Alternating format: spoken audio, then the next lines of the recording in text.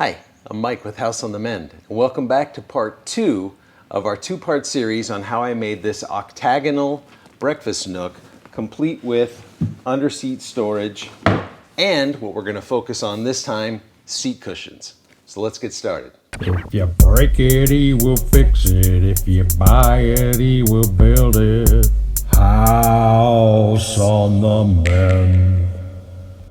All right, like I said in the intro, this is part 2 of the series. So if you didn't watch the first one, here's a link to it. I'd recommend you watch that if you have any interest in building your own nook. If you're just interested on seat cushions, then you're in the right spot. So if you're anything like me, Starbucks chairs are the most uncomfortable thing you ever sit in. It's obvious they want you to drink your coffee and get out because after 5 or 10 minutes, I'm so uncomfortable, all I want to do is get up and leave. Jeez, Dad, you're kind of a diva. So when it came time to build this breakfast nook, I wanted to make sure that I built cushions to go with it. And the way I built my cushions is I have a wood frame that goes all the way around the perimeter of the cushion, and then I used jute webbing and I stapled that all the way around the perimeter, and it's interwoven, right? So you've got some going this direction, some going this direction. And the reason I cut out the middle and didn't just have a straight piece of plywood is I wanted to have more give when you sit down. I didn't want there to be a chance that when you sit, you bottom out into the plywood and you can feel that level of discomfort. I wanted a little bit of spring and give. So if that sounds like what you're looking for, then you're in the right spot. Sit back, relax, enjoy the video.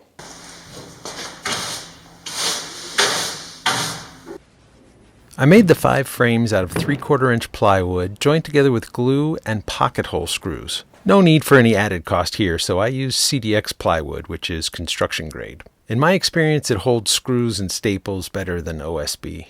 I recommend making your frame dimensions 1/8 inch to no more than 1/4 inch smaller on all sides, and then rounding the corners to prevent upholstery tear out. Jute webbing is a very common upholstery product. The width should be at least 2 inches in my opinion to allow for enough staples to hold it tight. I'm sure there are other materials that will fill this role adequately, just make sure not to buy anything elastic. I stapled all the parallel pieces first, and then wove the perpendicular pieces up and down.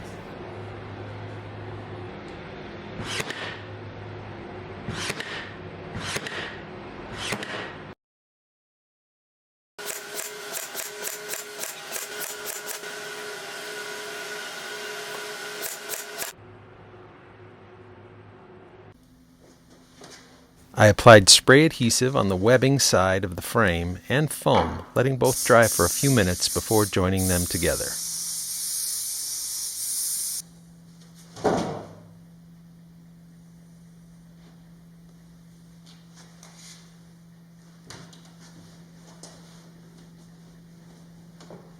Over the years, I've found that a simple bread knife from the kitchen is the best tool for cutting upholstery foam.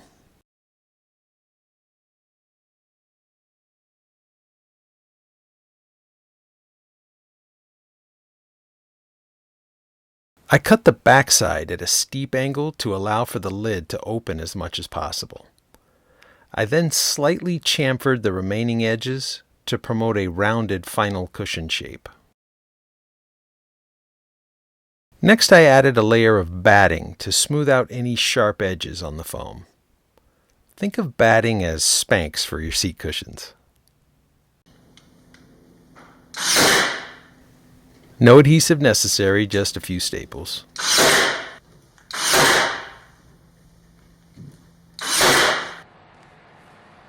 Now it's time to cover the cushions with the final layer of your choice. I chose a faux leather made from vinyl because it stretches really well and doesn't need any of the maintenance of genuine leather. Just wipe it down with a damp towel.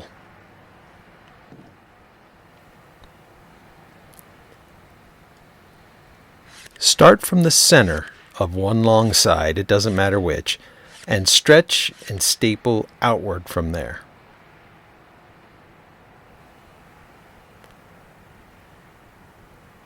Trim and stretch your material on the opposing or parallel side before stapling in the same manner, center out.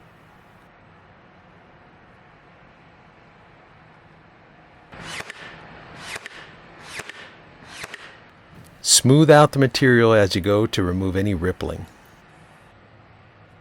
Trim the batting at the corners before stretching and stapling the perpendicular sides.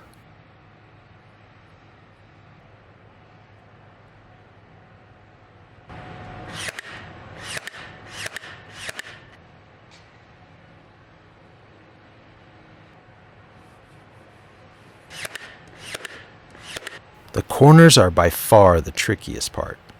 Now you can stretch, trim, staple, and struggle to get a smooth finish around the corner, but I prefer a single pleat like a hospital corner on your bed. To do this, I staple near the apex of the corner, then tuck and pull the material around and staple it.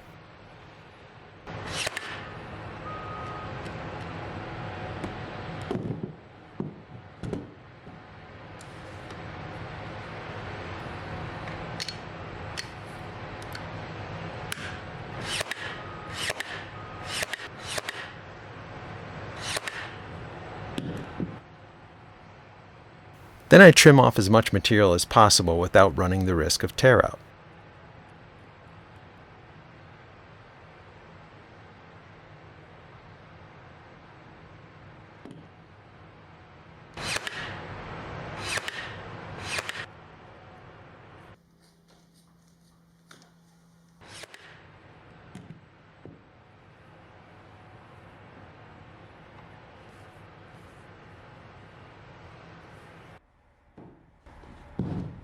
And there you go. Use Velcro or screws from underneath the lid to secure the cushions.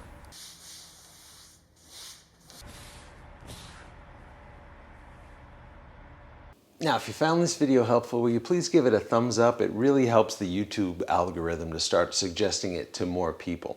Also, please consider subscribing. I work really hard to make good quality content, and there's more videos to come. Now, I went to a local upholstery supplier for the faux leather covering and the foam as well as the webbing. So I really don't have any links for anything with that. A lot of the tools I used, I'll leave links to. Some of them, full disclosure, may be Amazon affiliate links. So if you click on them and end up making a purchase, it doesn't cost you a thing, but I do get a small reward at the end of the month. It helps to justify the time it takes to make a video such as this. If you have any questions, please drop me a line down below, but otherwise this is the end of our two-part series. Now I don't have actual plans for this breakfast nook because this is a very particular space that I built it for. The height of the breakfast nook seat is based on our specific table. Yours might be different. The distance out from the wall is based specifically on being comfortable with the table in place. So the area of your nook is going to be different than this one, and your table's overall width is going to be different than ours. So this two-part series that we're ending now is based on giving you general ideas of how I built our nook, and we're really happy with it. So until next time, thank you for watching.